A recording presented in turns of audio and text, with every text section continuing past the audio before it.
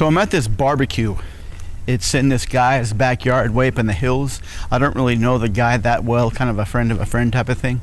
And it's this really nice house. I didn't really go around the house too much because it was a barbecue and most people were wearing barbecue clothes and there weren't a lot of people inside, so I didn't feel really comfortable going around snooping around this guy's house, although I really wanted to because it was a really big house. But there was a lot of people in the backyard, and it was a huge backyard, at least maybe 100 feet by a couple hundred feet.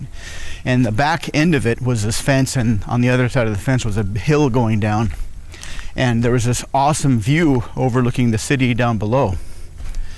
And so we're just hanging out, cooking stuff, and there's like a bar in the background, or in the backyard near the house, kind of with this kind of awning over it, so people are kind of hanging out in the shade, getting hammered, playing on the grass, eating hot dogs or whatever. Then the ground started to move, and at first I thought it was a regular earthquake, and we just kind of hang on and wait for it to stop. But the ground actually started to tilt, like in one direction, and everyone was freaking out. And I was in this bar with my girlfriend at the time of this grand opening of this like kind of outdoor mall. They had this huge like 30 screen movie theaters. They had a bunch of bars and shops and restaurants. And so we were hanging out in this bar, and there was this guy that dubbed himself Mr. Silver, and he would come about 6 o'clock and set up this little space kind of in this big huge area in front of the movie theaters where you could stand around and look at the signs and figure out which movie you wanted to watch. And he would like do all these like robot activities, but he was all painted silver, so he actually looked like a robot man.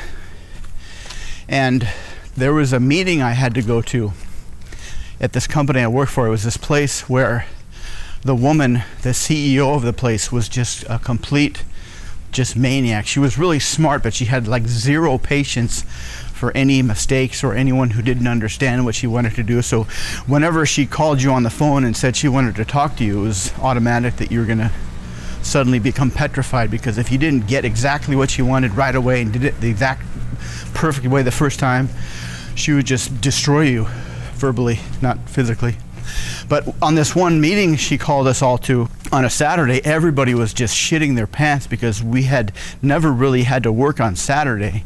And she all called us in to come to this meeting. We thought she was just going to yell at everyone for like 4 or 5 hours, make us all feel terrible. But she comes in, and for the first couple of hours, she starts talking about this restructuring and how we need to increase profits and decrease overhead and all this. She's using all these vague language, and no one really knew what she was getting at. And then she said, well, let's break for lunch. And she had this lunch catered for us. But what we didn't know was what the company was losing, just massive amounts of money, and she had been covering it up for like a year, 2 years. And she decided there was no way out. And she, of course, didn't take full responsibility for her horrible company. She blamed all of us, even though we've been doing exactly what she wanted to for the past 2-3 years that all of us had been working there. So we started eating this food and didn't know that it was laced with poison, and all of us died over the next hour. And then the woman, she hung herself in the middle of the conference room, right above the table where we all lay dead. And the police didn't discover us for another week.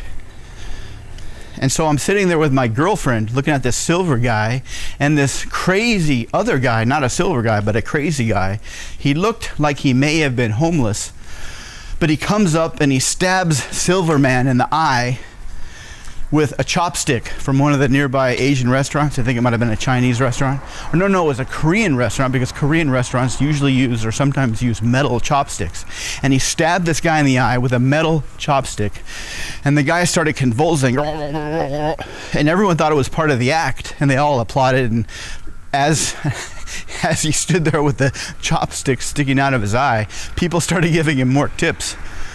Messed up. So right after the earth started tilting, everyone realized it was a gigantic sinkhole. and the earth just kind of opened up, and all these gigantic wasps flew out of the sinkhole. They were like 3 feet in diameter with like these 1.5-foot stingers, and it just started stinging everyone. And when they stung you in the chest, you could see the stinger come out the other end, and they were stinging people in the eyeballs, and they were stinging it, and they were getting stuck inside their skulls. And as they tried to fly away, the people were hanging off their stingers with the wasp stinger stuck in their eye, and they're just as the wasp was flying away.